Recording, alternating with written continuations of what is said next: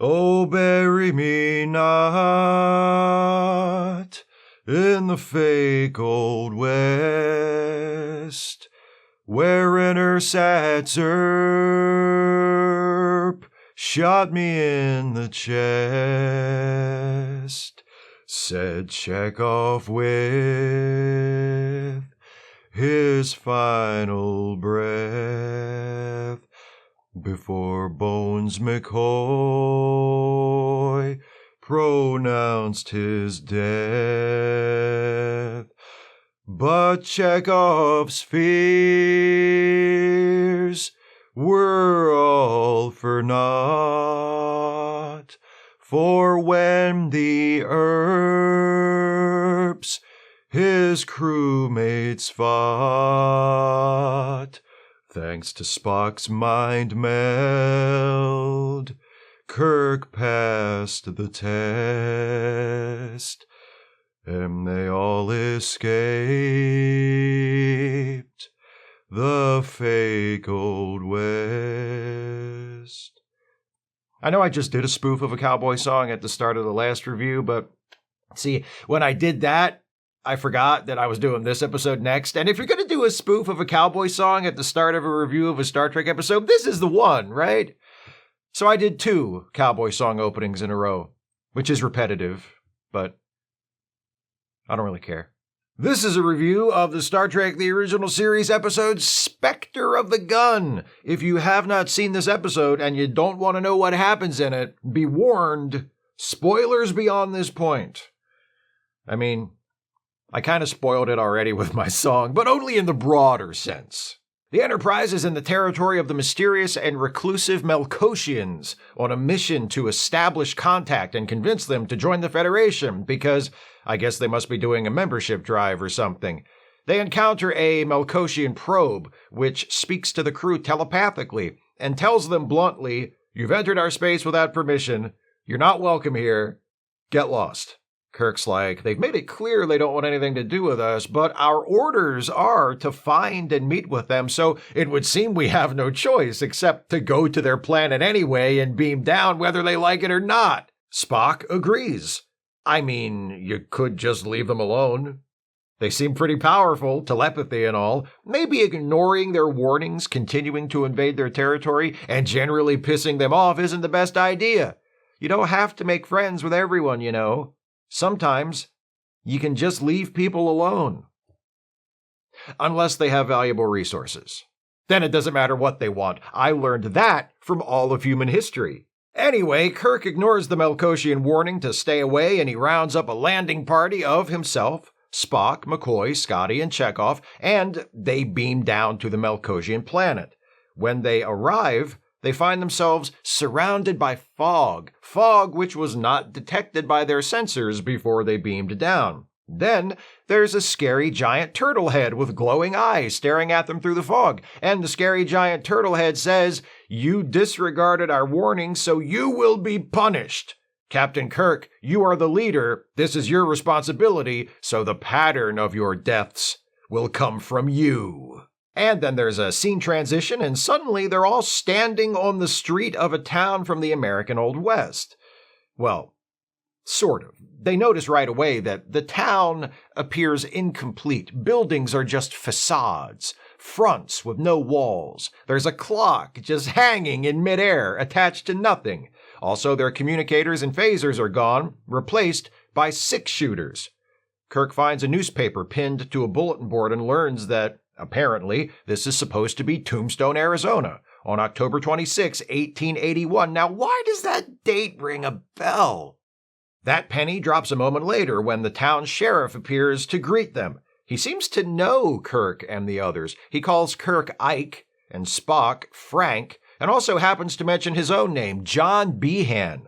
Kirk recognizes the name, and after Behan walks off, Kirk turns to the others to inform them that somehow they have been put in place of the Clanton gang. Ike Clanton, Frank and Tom McLaury, Billy Clanton, and Billy Claiborne. Spock, who prides himself on human history, because pointing out how fucked up it is gets under McCoy's skin like nothing else, helps to fill in the rest. On October 26, 1881, the Clanton gang fought and lost a legendary battle with the Earp brothers, Wyatt, Morgan, and Virgil, and Doc Holliday. A battle forever remembered as the gunfight at the OK Corral. Gunfight at OK Corral! I should have spoofed that song for the open. Ah, well, it's too late now. If only I wrote these ahead of time. So anyway, that's the situation. Kirk and the landing party are being forced to relive the events leading up to the gunfight at the OK Corral in the roles of the Clanton gang, as punishment for ignoring the warnings of the Melosians. It's pretty creative on the part of the Melosians. They could probably have just telepathically fried the brains of everyone aboard the Enterprise, but they put in the effort for this one, and I can respect that. Morgan Earp makes his presence known by throwing some random dude out of a saloon and shooting him dead in the street before walking back inside. Kirk's like, "Hey, a saloon," and they all walk in too. Kirk and Morgan have a stare down that ends with Morgan promising to take care of the Clantons soon enough and leaving. It also turns out that Chekhov, who has been placed in the role of Billy Claiborne, has a girlfriend, Sylvia. She's pretty, and she likes him a lot, so he promptly begins making out with her at the table in front of his crewmates. Kirk's like, "Hey, stop making out with her." And Chekhov's like, "No." Kirk tries to convince the bartender that he's not Ike Clanton, but rather the captain of a spaceship from the future, but that proves ineffective. He goes to the marshal's office to try and reason with the Earp brothers, but that doesn't work either. Wyatt Earp tells Kirk that if he's still in town at 5 o'clock, he's a dead man and so are the rest of his gang. Back at the saloon, Chekhov is hanging out with Sylvia. She says, "Billy, you shouldn't have come back to Tombstone. Morgan's gonna shoot you down." But Chekhov isn't worried. Morgan? Shoot? Me? With a gun? Never gonna happen. Sylvia, listen to me right now. It's never going to happen. Kirk's like, "Hey, let's just leave." So they all march down the street to the town limits, but the Melosians have put up a coward fence, a force field to stop them from running away.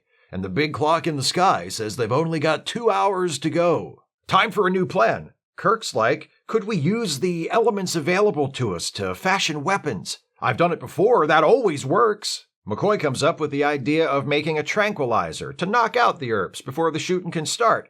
So they all split up to go find the materials they need. McCoy goes to the town dentist, this friendly fellow named Doc Holliday, to get some drugs. Scotty goes to the apothecary shop to get cotton wadding, and Chekhov is dispatched to the general store to get a mortar and pestle. Chekhov runs into Sylvia outside the store, and she proposes marriage, which Chekhov tries to talk her out of on account of him actually being a Russian from outer space. Then Morgan shows up and shoots Chekhov dead with a gun. That's sad and all, but it also raises an interesting point noted by Spock. Billy Claiborne, the person represented by Chekhov, survived the gunfight at the OK Corral. If Chekhov is dead, that means these events they're currently living out don't have to happen exactly like they did in history. They aren't doomed. They can change the outcome. Unfortunately, that change will not involve the tranquilizer Dr. McCoy has made, because even though McCoy insists it's foolproof, and even though the smoke grenade Spock has constructed out of a soda can seems to function just like it's supposed to, when they test the tranquilizer gas out on Scotty, nothing happens. It's a dud. But both McCoy and Spock insist that it can't be a dud. They did everything right. It should have worked. Kirk's like, "Well, whatever, it's almost 5 o'clock, so we're gonna stay right here in this saloon. We're not moving from this spot. No way you're gonna catch our asses anywhere near the OK Corral." Another scene transition, and hey, there they are at the OK Corral. And there's another coward fence surrounding it, so they can't run away. They only have about 10 minutes before the Earps show up. The Earps being experienced gunfighters, the chances of changing history now don't look too good. But Spock has one last idea. Maybe the fact that the tranquilizer grenade didn't work means that nothing here is real. If that's the case, then if they can convince themselves that the bullets from the Earp's guns aren't real either, the bullets won't hurt them. So Spock mind melds with the others to brainwash them into thinking that the bullets aren't real. And it works! The Earps arrive, start shooting, and the bullets fly harmlessly past Kirk, Spock, McCoy, and Scotty. Kirk drop kicks Wyatt, pulls his gun, points it at Wyatt, hesitates, then tosses the gun away.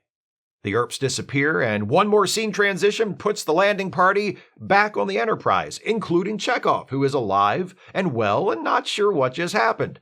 The Melosian probe returns and blows up, and then the scary giant turtle head appears on the view screen and says, "Captain Kirk, you did not kill when you had the chance. Is that what your kind usually does? Not kill?" Kirk's like, "Yeah, recently." The Melosian says, "Well then come on over." Chekhov sets course for the Melosian planet. Kirk, Spock, and McCoy run out the clock by discussing humanity's instinct to kill and ability to resist that instinct. And that's it. The end. This is one of the Star Trekkiest Star Treks that ever Star Trek, isn't it? It's just the sort of goofy, high-concept premise that people in the general audience think of when they think of Star Trek. Captain Kirk pisses off some powerful aliens, and as punishment, he and his team are forced to fight in place of the Clanton gang at the OK Corral. It's random, it's contrived, it looks kind of cheap. Classic Star Trek. And honestly, this isn't that great of an episode. After a promising start, it plods along with no real sense of tension or suspense. Things perk up a bit when Chekhov gets shot, but I never believe for a second that Chekhov is gonna stay dead. The let's make a tranquilizer smoke bomb plan feels half-baked at best. Spock's logical deduction from the tranquilizer doesn't work to nothing here is real and the bullets won't hurt us if we don't believe in them is a ludicrous leap. And then things just kind of dribble out toward the end. Kirk's refusal to kill and his moment of decision when he tosses the gun away are appreciated. I do love to see good guys making a point of not using guns. I wish more actual Americans did the same thing. But that bit feels like too little too late. The episode is definitely better with the killing is wrong, nonviolence is better bit than it would have been without it. At least it feels like it's trying to be about something, but it would have been even better if the anti-violence message had been carried throughout the story rather than something that just sort of popped up from time to time in a handful of scenes. Also, that ending feels like a direct lift from Arena. Kirk is put in a deadly situation by aliens, but redeems himself when he defies the aliens' expectations and chooses not to kill his enemy. Like I said, it's not a bad message, and it's better than no message at all, but Star Trek's delivered that message already by this point, and much more effectively. This time, it feels like the producers had an idea for a wacky Old West episode, and at one point someone said, "So what's it about?" And someone else sighed and said, "I don't know, you want to just do the Arena ending again?" So that's what they did. Spectre of the Gun isn't a total loss, however. It does have a few things going for it, starting with the set design. The deconstructed Old West town is one of the more unique and visually interesting locations in which the heroes of classic Trek ever find themselves. It feels deliberately stagey, like the set of a postmodern theatrical production, both representing a town and constantly reminding us that it is only a representation. That unfinished quality makes the entire town feel like a single setting. The buildings aren't enclosed spaces unto themselves, but merely marked off sections of the stage. That gives the action a unity of place that I enjoy. It's also fun to see the story of the gunfight at the OK Corral told with the hero and villain roles reversed. The story has been the subject of countless dramatizations over the years. One of the greatest Western films ever made, My Darling Clementine, tells the story in a historically inaccurate but cinematically brilliant way. And of course, people my age remember Tombstone from 1993 with Kurt Russell as Wyatt Earp and Val Kilmer as Doc Holliday. In all the tellings and retellings of the OK Corral story over the years, the Earps and Doc Holliday are nearly always the good guys. But in Spectre of the Gun, the Clanton gang are the good guys because they're represented by our heroes, Kirk, Spock, McCoy, Scotty, and Chekhov. It's acknowledged that the Clantons are not nice people, that historically they're the villains of this story, but they're presented almost as folk heroes, romanticized like other real-life outlaws, such as Jesse James or Billy the Kid. The Earps, on the other hand, are depicted as cold-blooded killers, feared and hated by the townspeople, eager to murder the Clantons. It doesn't improve the episode that much, but if you're familiar with the real story and the many films made about the OK Corral, it's an interesting reversal. There are also one or two bright spots in the writing I want to mention. This is one of the few times when Captain Kirk finds himself and his crew in trouble and tries immediately to leave, rather than wander further toward the danger. When they beam down to the planet and are surrounded by nothing but dense and unexpected fog, Kirk's first move is to call the Enterprise and ask for a beam out. But their communicators don't work.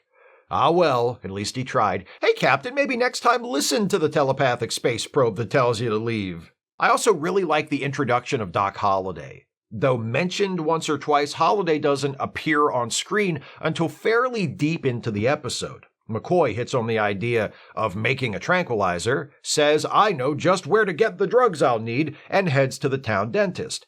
There, McCoy talks to a guy, who he presumes to be the dentist, about borrowing some items from his medicine cabinet. But the guy, who it turns out is not the dentist, says, "That stuff's not mine, you'll have to ask him." And then the actual dentist, Doc Holliday, stands up from the chair and introduces himself.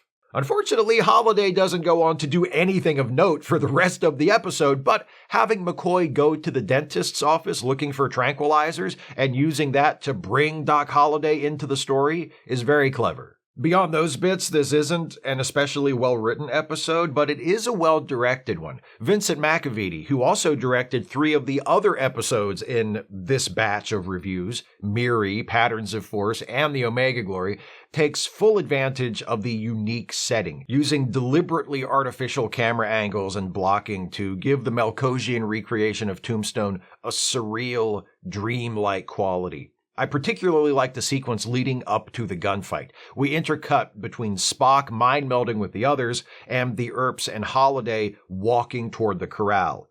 We begin following the Earps with Wyatt and Virgil at the marshal's office. Along the way, they pick up Morgan, who is just standing there, staring straight ahead, and then they pick up Holliday in the same fashion. The 4 of them march to the corral, emotionless, almost robotic, compelled to play out their prescribed roles.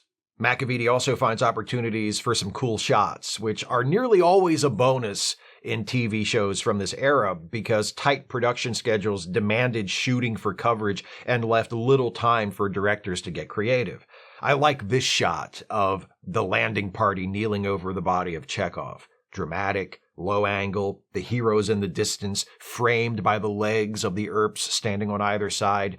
It doesn't match the reverse shot of the Earps in this scene, who are shown standing too close together for the shot between their legs to make sense, but I can forgive that, especially in a mediocre episode like this one where the bright spots are that much more appreciated. The shootout itself is well done too, the result of practical effects combined with smart staging. Spock has mind-melded with the others to give them the confidence to believe the bullets fired by the Earps aren't real, so when the Earps start firing, the bullets pass harmlessly through our heroes and slam into the wooden fence behind them.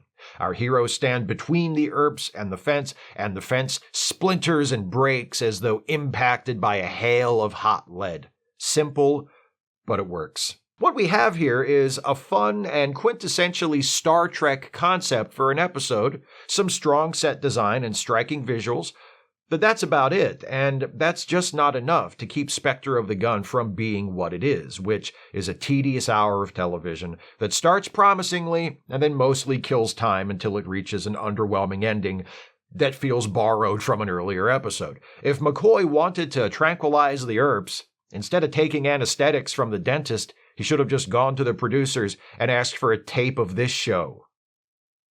Those are my thoughts on Spectre of the Gun. What do you think of this episode? Please share your thoughts with me in the comments. If you'd like to support this channel, and I sure wish you would, if you can afford it, you can do so by becoming a patron at patreon.com/Steve Shives, becoming a channel member by clicking the join button, or by making a one-time gift by clicking the thanks button, or via PayPal or Venmo. Links are in the description. Please join me again next week as this batch of reviews dedicated to episodes dealing with other Earths concludes with one more review of one more Star Trek The Original Series episode set on one more alien planet with an uncanny resemblance to Earth. That episode is the Paradise Syndrome. See you then. Happy Christmas to those of you who celebrate. Thanks for watching, and take care, everybody.